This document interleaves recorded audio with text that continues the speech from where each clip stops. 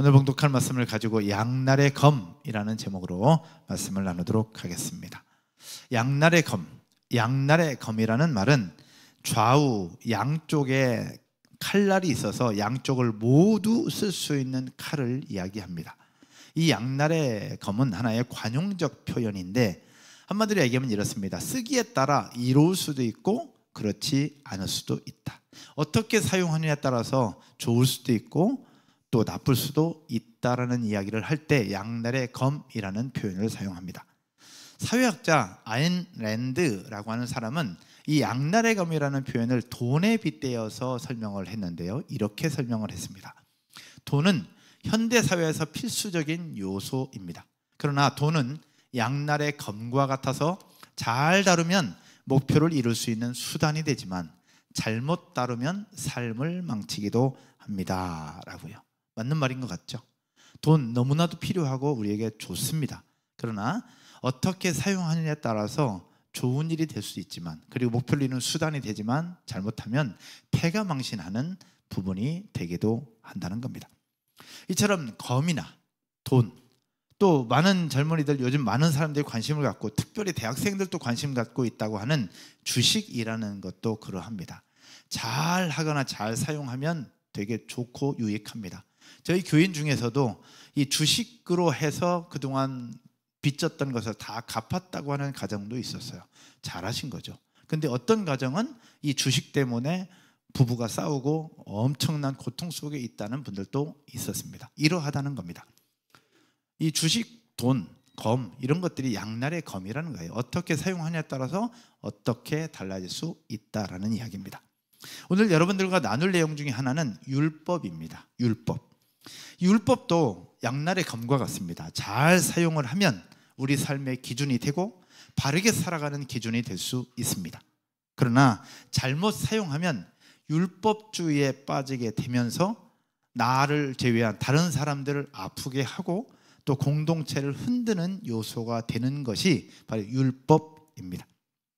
오늘 나누게 될 디모데전서는 오늘과 다음 주 2주간에 걸쳐서 함께 나누게 될 겁니다. 우리가 매일 성경 큐티 본문으로 나누고 있는데 디모데전서는 바울이 마게도냐에 머물 당시에 에베소 교회로 디모데를 파송을 합니다. 본인은 마게도냐로 떠나면서 제자였던 디모데는 에베소 교회로 보내는데 당시 에베소 교회는 이단들의 활동이 왕성했습니다. 그러다 보니까 목회자인 디모데가 목회하기 굉장히 어려운 상황이었죠.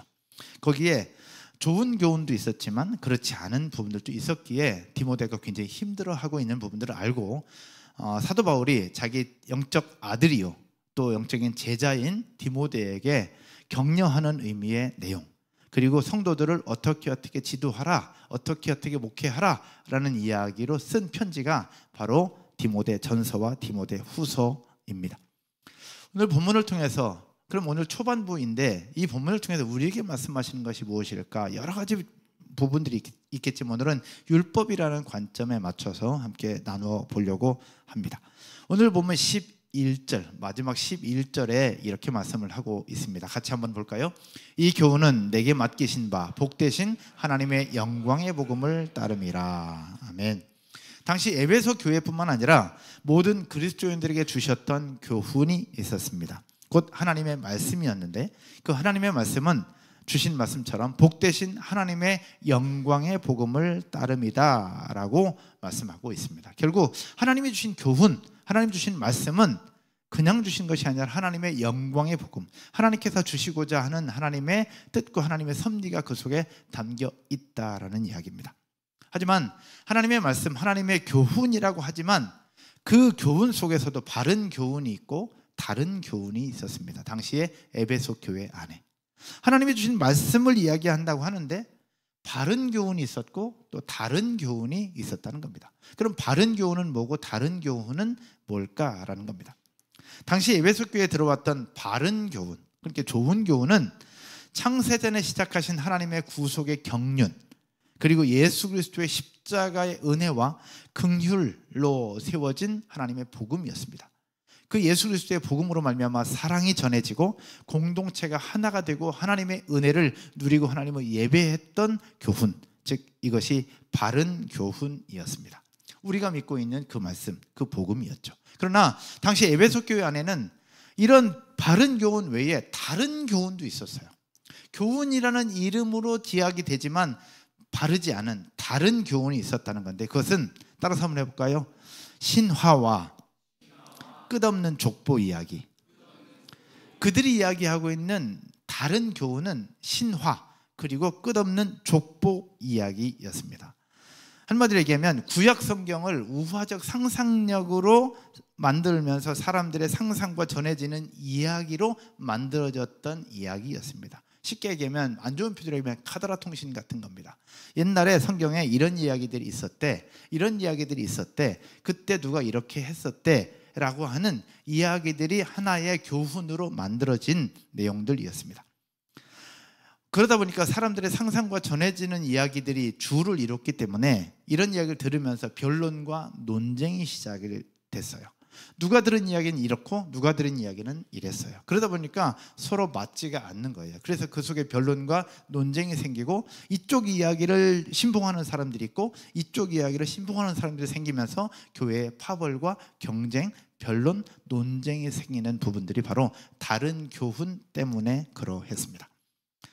공동체가 어떻게 되겠습니까? 공동체는 힘들어지겠죠. 이쪽 MG 이야기가 다르고 저쪽 MG의 이야기가 다른 공동체가 힘들게 되는 부분들이 바로 다른 교훈 때문이었습니다. 그래서 사도 바울은 에베소 교회의 다른 교훈들을 이렇게 또 표현했어요. 망령되고 허탄한 신화다. 그리고 진리를 떠난 허탄한 이야기였다라고도 이야기를 합니다. 이렇게 당시 에베소 교회 안에 교훈이라는 이름으로 이야기가 됐지만 내용도 결과도 다른 교훈이 선포되고 있었다라는 이야기입니다. 양날의 검처럼 말이죠. 교훈은 교훈인데 바른 교훈이 있었고 다른 교훈이 있었다라는 겁니다. 교회를 하나 되게 만들기도 했지만 교회를 문제되게 만들고 교회를 아프게 하고 사람들을 아프게 했던 부분들도 있었다라는 겁니다. 오늘 본문을 우리 각자의 삶에 적용해서 볼 때 더 행복한 공동체를 이루고 있는 우리에게 이 말씀을 주시는 이유가 과연 뭘까라는 겁니다. 우리도 하나님의 말씀인 교훈을 듣고 보고 배우고 살고 있는데 이 디모데전서 말씀을 통해서 우리에게 주시고자 하는 교훈이 과연 뭘까라는 겁니다. 첫 번째로 따라서 한번 해볼까요? 율법은 지키고 율법주의는 버리자. 하나님이 주신 율법은 지키고 그러나 율법주의는 버리자라는 겁니다. 그럼 율법은 뭐고 율법주의는 뭐냐라는 겁니다. 여러분, 율법은 어떻게 시작되었을까? 율법은 하나님과의 언약관계를 바탕으로 시작이 되었습니다. 즉 우리가 제자훈련할 때 함께 보는데 삼각형의 모습으로 봅니다. 제자훈련 하셨던 분들은 한번 생각을 해보세요. 하나님과 우리의 사이에 언약관계를 맺습니다. 하나님과 우리 사이에 언약관계를 맺으면 하나님께서 우리에게 땅이라고 하는 선물을 주세요. 사명이라는 선물, 땅이라고 하는 선물을 주십니다. 그러나 하나님께서 우리에게 언약관계를 맺으면서 하셨던 이야기는 뭐냐? 내가 너희를 선물 주고 내가 너희를 책임지겠다. 너희는 나의 백성이 될 것이다. 그러나 단 하나 너희가 해야 될 일이 있다. 나의 주권을 인정하라는 것이었습니다. 나의 주권을 인정하라. 그래서 하나님께서 나의 주권을 인정하라는 의미로 주신 것이 바로 하나님의 말씀인 율법이었습니다. 즉 하나님과 언약관계가 시작되면서 하나님은 우리를 사랑하시고 하나님은 우리를 자녀 삼아 주셨습니다. 그때도 지금도 앞으로도. 할렐루야. 그렇게 우리가 예수 그리스도로 말미암아 하나님의 자녀가 된 것입니다. 그런 하나님의 자녀에게 하나님은 끊임없이 은혜를 베푸시고 우리에게 긍휼을 베풀어 주시고 우리를 끝까지 책임져 주실 것입니다. 믿으십니까? 그런 하나님의 은혜가 우리에게 있어요. 그러나 그럼 우리가 해야 될 일이 있어요. 우리가 해야 될 일은 무엇이냐? 하나님 주신 말씀 앞에 순종하는 것. 하나님의 말씀에 순종하고 하나님의 주권을 인정하는 것, 그것이 우리가 해야 될 조건입니다. 바로 하나님은 우리가 해야 될 그 일, 그 조건으로 주신 것이 바로 하나님의 율법이었던 것이죠. 하나님의 율법. 그래서 하나님께서 우리에게 주신 율법의 핵심은 무엇이었느냐? 단 두 가지였습니다. 따라서 한번 해볼까요? 하나님을 사랑하고 이웃을 사랑하라. 성경 한번 볼까요? 마태복음 22장 37절부터 39절인데 하나님께서는 이 땅에 예수 그리스도를 보내시면서 공생의 3년 기간 동안 예수님이 반복해서 주셨던 말씀이 이것이었습니다. 하나님을 사랑하고 내 이웃을 내 몸같이 사랑하라. 다 같이 한번 읽을 때 온라인으로 예배하시는 분들도 함께 읽겠습니다. 예수께서 이르시되 네 마음을 다하고 목숨을 다하고 뜻을 다하여 주 너의 하나님을 사랑하라 하셨으니, 이 38절, 이것이 크고 첫째 되는 계명. 크고 첫째 되는 계명이 뭐라고요? 주 너의 하나님을 사랑하라. 마음을 다하고 목숨을 다하고 뜻을 다해서 주 너의 하나님을 사랑하라는 것이 크고 첫째 되는 계명이었어요. 그런데 39절, 둘째도 뭐와 같다? 그와 같다. 둘째도 첫 번째와 같다는 겁니다. 그러면서 무슨 얘기냐? 내 이웃을 내 자신같이 사랑하라 하셨으니 라고요. 하나님을 사랑하는 것과 이웃을 사랑하는 것이 같다는 거예요. 그래서 이 같다는 이 표현이 바로 예수의 십자가입니다. 십자가 수직은 하나님과 우리와의 관계, 수평은 우리와 이웃과의 관계를 이야기를 하고 있는 것이죠. 예수 그리스도의 십자가입니다. 하나님은 이런 원리를 표현하기 위해서 여러 형태의 계명과 말씀을 주셨습니다. 그러면서 율법을 지키라고 하셨는데, 여러분도 아시다시피 율법은 구원을 받는 직접적인 통로는 아닙니다. 여러분, 율법을 지켜야만 구원받는다, 그건 아니잖아요. 그렇죠? 그럼에도 불구하고 하나님은 우리에게 율법을 주셨어요. 십계명이라는 율법을 주시고 우리에게 필요할 때마다 주시는 하나님의 말씀인 성경을 우리에게 주셨다라는 겁니다. 그러므로 하나님이 우리에게 주신 율법, 이 율법이 구원의 직접적인 조건이나 통로가 되는 것은 아니지만, 율법은, 이 말씀은 우리가 지키며 순종해야 되는 줄로 믿으시기를 주님의 이름으로 축원드립니다. 왜냐하면 율법은 하나님과의 관계를 유지하는 핵심적인 통로가 되기 때문에 그럽니다. 하나님과의 관계를 유지하는 핵심 통로가 바로 하나님의 말씀이고 말씀에 순종하는 것입니다.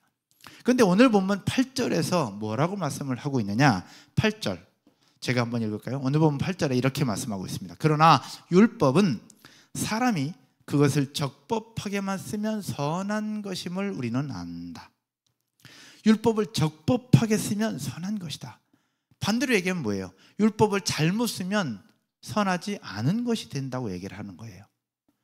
그러면 율법을 적법하게 잘 써야 된다는 거예요. 그럼 율법이 우리에게 주신 기능, 어떻게 써야 잘 쓰는 거냐라고 볼 수 있는 거죠. 어떻게 써야 잘 쓰는 거냐. 그래서 율법의 원래 목적과 기능을 잠깐 살펴보면, 아마 자막은 없을 것 같은데, 율법의 삼중 기능이라고도 하는데 3가지 기능을 가지고 있습니다. 하나님의 말씀을 통해서 우리는 무엇을 알 수 있냐? 첫 번째, 따라서 한번 해볼까요? 악을 제어하는 기능. 악을 제어하는 기능을 가지고 있습니다. 우리가 뭔가 죄를 지을 때, 그러면 안 되지, 내 양심에 찔리고 뭔가 하는 것은 이것이 그러면 안 된다는 걸 우리가 알기 때문에 그런 거예요. 그래서 율법을 통해서 우리가 알 수 있는 첫 번째 기능은 악을 제어하는 기능이에요. 악을 제어하는 기능. 개인도 또 사회도. 대한민국 헌법이라는 게 있고 뭔가 법이라는 게 있기 때문에 잘못되느냐 그렇지 않는가를 알 수 있잖아요. 이 첫 번째 기능이 악을 제어하는 기능을 가지고 있습니다. 두 번째 기능은 뭐냐? 우리 그리스도인들에게 있어 죄를 깨닫게 해서 예수 그리스도께로 인도하는 교육적 기능입니다. 이 죄악들을 깨닫게 됨으로 말미암아 그래서 예수님이 우리를 십자가에 죽으셨구나라는 사실을 알고 예수 그리스도를 인정하며 구원을 받게 하는 기능이 두 번째 기능입니다. 세 번째는 신자들의 품행을 지도하는 규범적 기능. 여기 성경에 보면 디모데를 통해서 주신 이야기가 뭐냐? 목회는 이렇게 해라, 성도들은 이렇게 가르쳐라. 그래서 이 말씀 하나하나를 보면서 우리 그리스도인들이 어떻게 살아야 하는지를 하나하나 조목조목 말씀해 주고 있죠. 그것이 율법이 하나님 말씀이 우리에게 주신 세 번째 기능이라고 볼 수 있어요. 이것을 종교개혁자 칼빈도 정리를 해서 기독교 강요라는 책에 넣어놨는데, 제어, 형벌, 교육적 기능이라고 이야기를 하고 있습니다. 사도 바울은 갈라디아서 3장 24절을 통해서 동일하게 이야기를 하고 있는데, 율법은 우리로 하여금 하나님의 공의와 뜻을 알게 함과 동시에 얼마나 큰 죄인인가를 깨닫게 하고 돌이켜 구원을 얻게 하는 기능을 가지고 있다. 그러면서 24절에 이렇게 이야기하고 있는데, 같이 한번 읽을까요? 이같이 율법이 우리를 누구에게로 인도하는? 그리스도께로 인도하는 초등교사가 되어 우리로 하여금 믿음으로 말미암아 의롭다함을 얻게 하려 함이라. 무엇이? 율법이. 우리에게 주신 율법이 그 역할을 한다는 겁니다. 우리를 그리스도께로 인도하는 초등교사의 역할을 한다. 그리고 우리로 하여금 의롭다함을 얻을 수 있는 통로가 된다라는 이야기죠. 하지만 당시 에베소 교회에 왜 바른 교훈과 다른 교훈이 나오느냐? 하나님의 율법에 대해서 오해하고 있었기 때문에 그래요. 이 땅에 살아가는 사람들도 하나님의 말씀에 대해서 오해하는 경우들이 없지 않아 있습니다. 이것을 여러분들이 어떻게 이해할 수 있을까 싶어서 예전에 제가 경험했던 이야기들 중에 부분 중에 뭐가 있었냐? 지금 저희 교회는 6개월짜리 제자훈련도 합니다. 그렇죠? 하나님 나라 제자훈련도 우리 교회에 합니다. 이거는 성경관통은 선택 과정이지만 제자훈련은 필수 과정입니다. 그래서 임직을 하거나 뭘 하거나 할 때 제자훈련을 꼭 받아야 합니다. 필수 과정이에요. 근데 동시에 여러분 모든 공동체 식구들이 셀이라고 하는 공동체 속에 들어와 있어요. 근데 안산동산교회에서부터 우리 셀 사역을 시작할 때 많은 사람들, 많은 교회에서 셀을 프로그램이라고 생각을 했어요. 그래서 제자훈련도 프로그램이고 셀도 프로그램이고, 그래서 보통 제자훈련하는 교회는 셀 안 하고 셀 하는 교회는 제자훈련 안 하고 이렇게 둘 중에 하나를 선택하는 것처럼 생각을 해왔다는 거예요. 그래서 예전에 안산동산교회에서 제자훈련을 계속 해왔잖아요. 제자훈련하고 사역훈련하고, 그러다가 어느 순간 셀 사역으로 전환하면서 제자훈련을 하지 않았어요. 셀 때문에 안 한 게 아니라 상황상 못하게 된 건데, 많은 교회나 많은 사람들이 그렇게 생각을 했어요. 아, 이제 제자훈련 하다가 이제 셀로 바꿨구나 라고 생각을 한 거죠. 그래서 목회자들과 이야기하다 보면 어떤 부분들을 얘기하냐면 이제 제자훈련 안 해? 이제 셀 하니까 제자훈련 안 하겠네 라고 이야기를 한다는 겁니다. 여러분, 제자훈련은 이쪽에 있고 셀은 이쪽에 있는 그런 관계가 아니라는 겁니다. 그게 아니에요. 저희 교회는 그럼 둘 다 하잖아요. 그럼 저희 교회는 뭐야? 저희 교회는 문제가 있는 건가요? 아니에요. 제자훈련은 훈련과 교육이고요. 셀은 우리 교회의 유기적 조직입니다. 결국 이거는 이거 하기 때문에 이거 안 하고 이거 안 하기 때문에 이거 하는 그런 관계가 아니라 다 필요한 부분들이라는 이야기죠. 근데 당시에 율법에 대해서 그렇게 오해를 하고 있었다라는 겁니다. 이 율법이 양날의 검과 같은 부분들을 표현하는 성경 단어가 있는데 어린아이와 같다라는 표현입니다. 영어로 표현했는데 우리 영어 선생님들 제가 혹시 실수하더라도 양해해 주시면 감사하겠습니다. 성경에 어린아이와 같다라는 표현이 두 개로 표현되고 있어요. 한번 자막 보여주실까요? 우리 영어 잘하시는 분들 처음에 어떻게 읽죠? 처음 거? 네, childish. 근데 childish라는 표현과 childlike라는 표현이 둘 다 어린아이와 같다라고 표현을 하고 있는데 두 개 의미는 달라요. 의미는 달라요. 근데 어린아이와 같다는 것도 오해하는 사람들은 그냥 똑같이 어린아이와 같다고 얘기하지만 두 개 의미가 다릅니다. childish가 무슨 뜻일까? 한번 보여주시죠. 어린아이와 같이 유치하다라는 뜻을 담고 있고요. childlike는 어린아이와 같이 순수하다라는 의미를 담고 있습니다. 그래서 사도 바울은 전자의 의미로 이렇게 표현을 해요. 장성한 성도는 어린아이의 일을 버려야 한다. 결국 어른이 되어서 신앙적으로 어른이 됐는데 여전히 아기가 보채듯이 그렇게 보채면 안 된다고 사도 바울은 이야기를 하고 있는 겁니다. 장성한 성도들이 이제 갓 신앙생활 시작한 새가족들처럼, 권사님, 장로님들이 새가족들처럼 그렇게 하면 안 된다, 그걸 얘기를 하고 있다는 거예요. 사도 바울은 그걸 지적하면서 어린아이와 같다라고 얘기를 표현해요. 근데 반대로 childlike는 어린아이와 같이 순수하다, 이 표현은 누가 썼느냐? 예수님이 쓰셨어요. 예수님이 어린아이 같다는 표현을 쓰면서 어린아이처럼 순수하게 하나님 나라를 받아들여야 된다라고 표현하고 있는 겁니다. 똑같은 어린아이와 같다라고 표현이지만 두 개가 달라요. 어느 이쪽이냐 저쪽이냐 그렇게 표현될 수 있다는 겁니다. 마찬가지로 율법도 그러합니다. 하나님께서 주신 율법은 소중합니다. 할렐루야. 정말 소중합니다. 그래서 우리에게 주신 율법을 지키고 순종해야 합니다. 그러나 율법에 심취한 나머지 율법을 지키지 않으면 구원받지 못한다, 율법을 반드시 지켜야 한다, 나도 지키고 너도 지켜야 한다라고 나뿐만 아니라 모두에게 주장하는 이것을 율법주의라고 합니다. 즉 모든 심취한 나머지 문자 그대로 지켜야만 구원받을 수 있다라고 생각하는 율법주의는 우리가 버려야 한다라는 겁니다.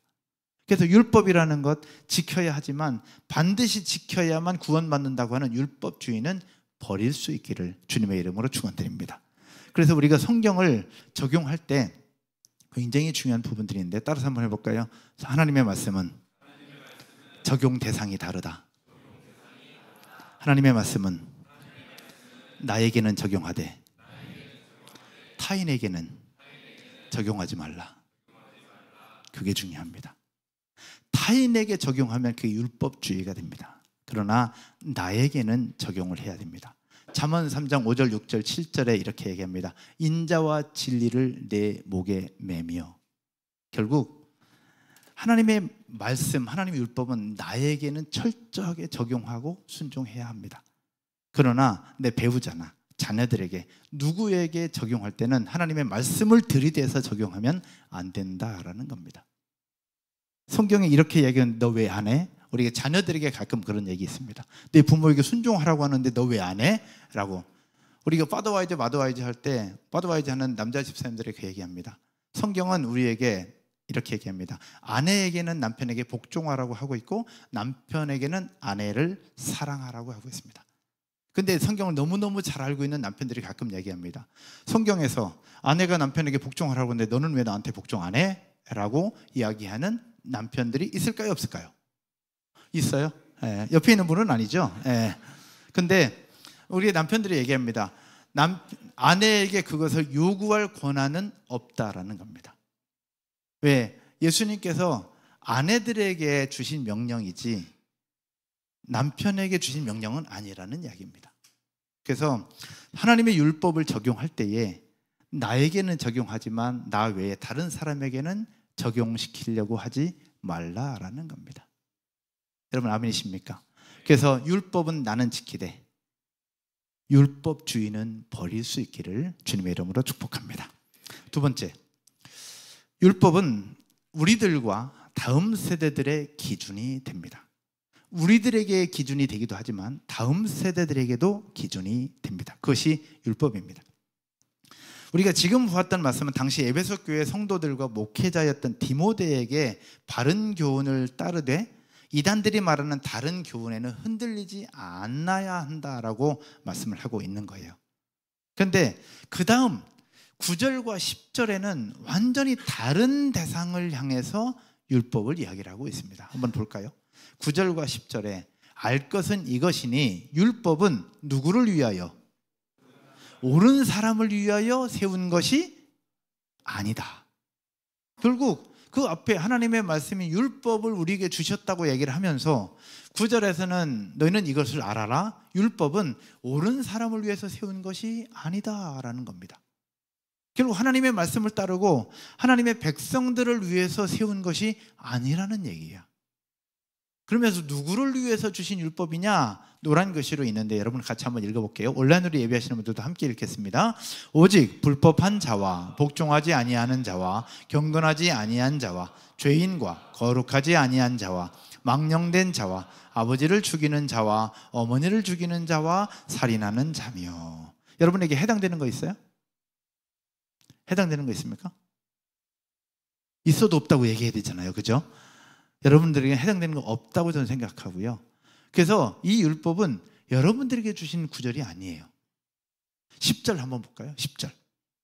10절도 함께 한번 읽겠습니다. 음행하는 자와 남색하는 자와 인신매매를 하는 자와 거짓말하는 자와 거짓 맹세하는 자와 기타 바른 교훈을 거스르는 자를 위함이니. 결국 하나님 주신 율법은 이런 사람들을 위해서 주신 거라는 거예요. 여러분 10절에 해당되는 분 혹시 있으십니까? 인신매매하는 분 혹시 계세요? 남색하는 자 혹시 있으세요? 그러면 이 율법은 우리에게 주신 구절이 아니에요. 근데 왜 우리 성경에 기록해 놨냐는 거예요. 그렇죠? 우리에게 주신 구절이 아닌데 과연 그러면 이 율법이 이렇게 행하는 사람들에게 전달이 될까? 전달이 되겠습니까? 저들이 이 율법을 과연 듣겠습니까? 저들은 이거 성경 아무 상관없이 사는 사람들인데 과연 저들에게 이 성경에 해당되겠냐는 거예요. 근데 해당될 가능성도 없는데 왜 성경은 이걸 써놓고 저 사람들을 위해서 쓴 것이다 라고 얘기를 하고 있느냐라는 겁니다. 내용을 잘 살펴보면 이 사람들을 하나하나 열거를 하면서 이야기를 해요. 그러면서 9절의 내용은 여러분 다 알 것이고 10절 초반부에 보면 남색하는 자라고 얘기를 하고 있어요. 여러분 남색한다는 게 무슨 뜻인지 알죠? 남색하는 자는 남자와 남자, 결국 동성애자들을 이야기를 하고 있는 겁니다. 그때 당시에도 에베소 교회에 있을 때에도 그리고 로마 교회에 있을 때도 이 남색이라는 부분들은 아주 왕성했어요. 그는 당시도 지금도 하나님과 세상의 법이 모두 금하는 범죄였습니다. 하지만 점차 성윤리가 문란해지고 이를 금하는 법 규범이 느슨해지기 시작하면서 숨어서 이런 행위를 하는 자들이 밖으로 점점 나타나면서 권리를 주장하는 단계가 되었던 겁니다. 당시 에베소 교회도. 그래서 사도 바울은 디모데를 향해서 이런 부분들을 이야기를 하고 있는 거예요. 그래서 당시에 소위 커밍아웃이라는 게 그 당시에도 있었습니다. 커밍아웃이라고 해서 떳떳하게 자신이 동성애자임을 밝히고 또 급기야는 단합해서 동성애의 자유를 보장하라고 주장을 하기에 이르렀던 때였습니다. 그때 당시에도. 근데 그때뿐만 아니라 오늘 그리고 우리 한국 땅에도 이런 일들이 나타나고 있죠. 그런 일들이 나타나고 있습니다. 서울 모초에서 그리고 작년엔 대구에서 쉽지 않은 그 일, 과연 우리의 눈 뜨고 보기에도 어려운 그 일들이 생겨나고 있습니다. 심지어 아이들이 즐겨보는 프로에도 이런 사람들이 등장을 합니다. 그리고 트랜스젠더들이 아주 자유롭게 등장하고 방송에서 활동하고 있습니다. 더 안타깝고 더 힘든 일 중에 하나는 초중고학교 윤리 시간에는 남성과 여성 그리고 제3의 성이 있다고 가르치고 있고요. 그것을 스스로 선택할 수 있다고 가르치고 있습니다. 서울에 있는 모 대학교 화장실은 이미 남녀 화장실이 통폐합되어서 남녀가 함께 사용을 하고 있습니다. 이제는 그런 부분들이 대한민국 전국에 있는 각계 학교, 특별히 유치원부터 각계 학교에도 통합 화장실이 설치될 수 있다라고 하는 우려들이 지금 나타나고 있어요. 그래서 지난주에 우리는 동참하지 않았지만 12.7 서울시청 광장 앞에서 200만 명이 모이는 기독교인들 연합 집회가 있었던 부분들도 이러한 부분들을, 이러한 법들을 막아보자라는 취지로 진행되었던 집회이기도 합니다. 원래 취지는 그랬어요. 여러 가지 성격들이 좀 달라지기도 했지만. 그런데 왜 이런 얘기하느냐? 9절에서 이야기하고 있는 그리고 10절에서 이야기하고 있는 부분들이 과거나 지금이나 우리의 삶 가운데도 여전히 나타나고 있다는 겁니다. 세상은 그렇게 변해가고 있어요. 이런 세상 속에 우리의 자녀들을 내놔야 되고 우리가 살아가야 합니다.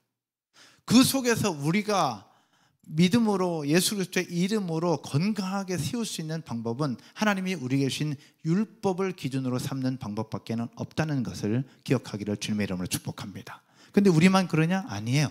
우리 자녀 세대들도 마찬가지입니다. 우리 자녀 세대들도 그 속에서 살아가야 하고 그들과 연합해야 합니다. 나중에 우리가 개인적인 모임 속에서 제 아들이 대학생활 때 친구들과의 모임에서 경험했던 것들을 한번 나눌 수 있는 기회가 있으면 좋겠습니다.